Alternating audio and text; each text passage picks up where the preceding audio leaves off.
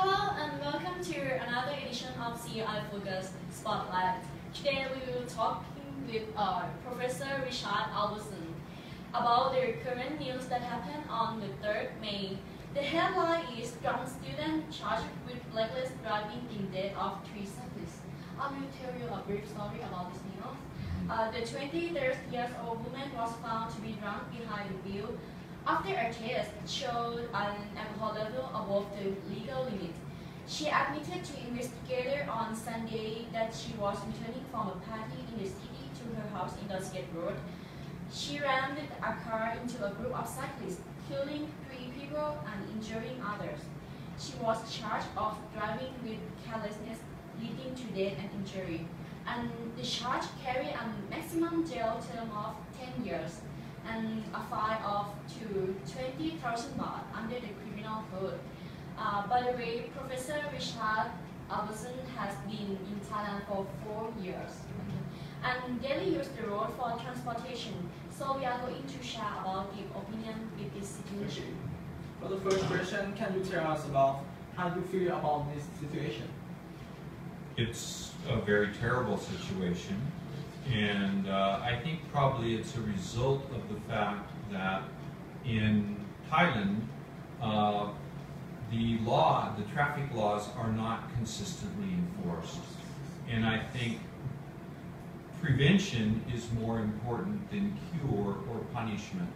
So I think that it needs to be solved by having stricter enforcement of laws as preventative measures rather than having strict punishments after someone has been killed. And now it's already happened, and what do you think how Thai law should conduct with this situation? Well, for this particular case, let's see, how should the Thai laws deal with this case? Whatever the Thai laws say needs to be enforced strictly. So the 10 years and the 20,000 baht fine maximum. So the maximum needs to be enforced. But I think before that, in Japan, I lived in Japan for 25 years. When I first came to Japan, maybe 10 to 11,000 people died as a result of traffic accidents every year. Now this is a country of 125 million people. So the number of deaths from traffic accidents is low compared to the United States. However, in the 25 years I was there, the number of deaths from traffic accidents went from about 12,000 down to 3,000. And there were 2 main reasons. The first is that drunk driving laws were strictly enforced. There were road stops set up by the police. People at night were asked to stop. They were tested to see if they had alcohol in their breath. If they did, there was a very severe fine, and I don't know if there was if they had to go to jail, but they did have their license suspended. And if that happened too many times, they could have their license suspended for their whole life. The other thing is that they were just more strict in enforcing all traffic laws. But the primary reason for the fall in death rate is the enforcement of drunk driving laws and making it a really severe penalty for that. That's so different from Thailand. Yeah.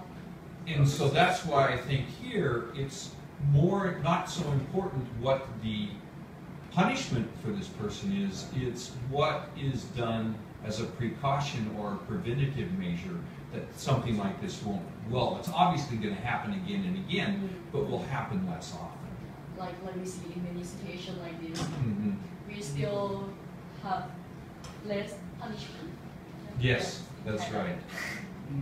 Okay. And so I also know that there's been some Mea Falun University students who have died as a result of speeding and of drunk driving. Yes. And obviously these things need to be prevented. Heard about that news every year. Yes. We have something to tell the students who daily use the rules for transportation. Well, I just think that they need to, well, one, I understand that many students ride motorcycles and they don't have licenses. So I think it's really important that they're trained, and also that my father told me that an automobile or a motorcycle was like a weapon. It was like a gun, and I should only use it, I should be a defensive driver and not be aggressive and use it, and understand that this vehicle is a weapon that can kill other people, and drive accordingly. So follow the laws, drive safely, think about the consequences of not following the law and not driving safely and not driving aggressively rather than defensively. My father always told me I could be right, but I would be dead right. So don't insist to drive the way you want to drive. Look out for the other driver. Wear your seatbelts. Wear your helmets. I can't believe how many people on this campus don't wear helmets. And the thing is that helmets save lives and keep you from having serious injuries. I'm very surprised. My brother-in-law never wears his seatbelt when he drives. And he says, I'm a good driver. I don't have to worry about it. And I says, well, you have to worry about other people. So the first thing I always do when I get in the car is put on my seatbelt, even when I'm sitting in the back of a taxi. So drive carefully, use helmets, use seatbelts, follow the law. Now we have heard recent news, right, about that girl? Yes. Oh yes. Now she was bailed out already. And do you think it is proper? She was given bail.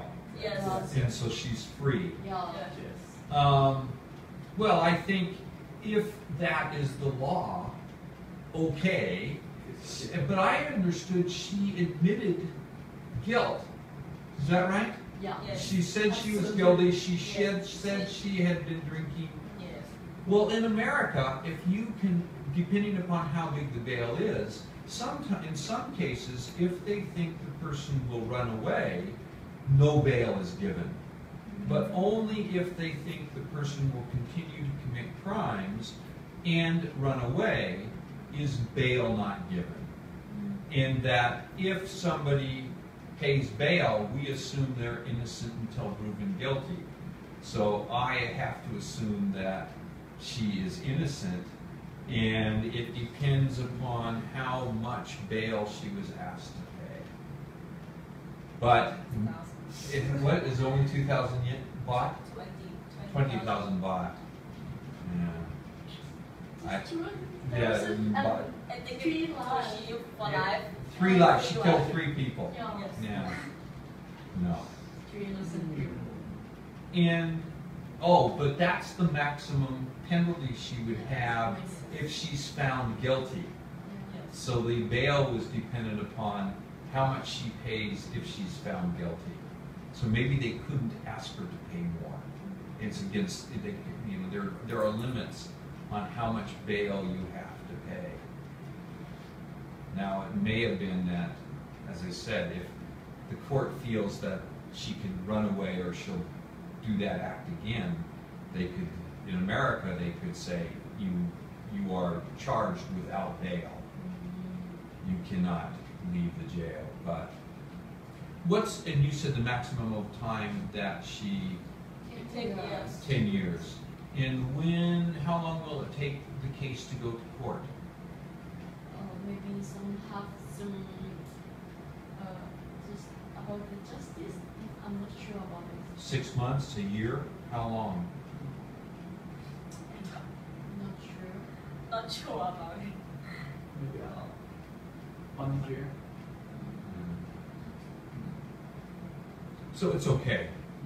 I think they probably gave the highest amount of bail that was allowed by law.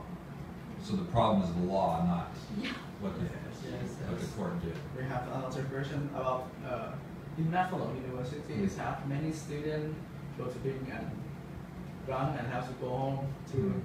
But I want to ask you to suggest the way to prevent all make After your drink, After after they- Ah. Well, in America, they always have a designated driver so that one person who goes with the group is responsible for taking people home. This is Okay, good and idea, you yeah. decide that before you go out for your party.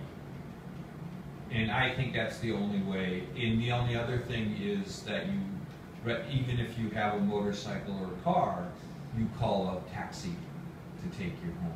But anyway, you should have some sort of plan whereby if you plan to drink at all, you will not be the driver who drives people home. Yeah. We strongly agree with Professor Richard, and thank you, Professor Richard, for talking with us about drunk students left a car into a group of cyclists today. From this case, everyone around the world, even in America, in Japan, or in Thailand, especially people who use the road for transportation every day, should concern more about the safety.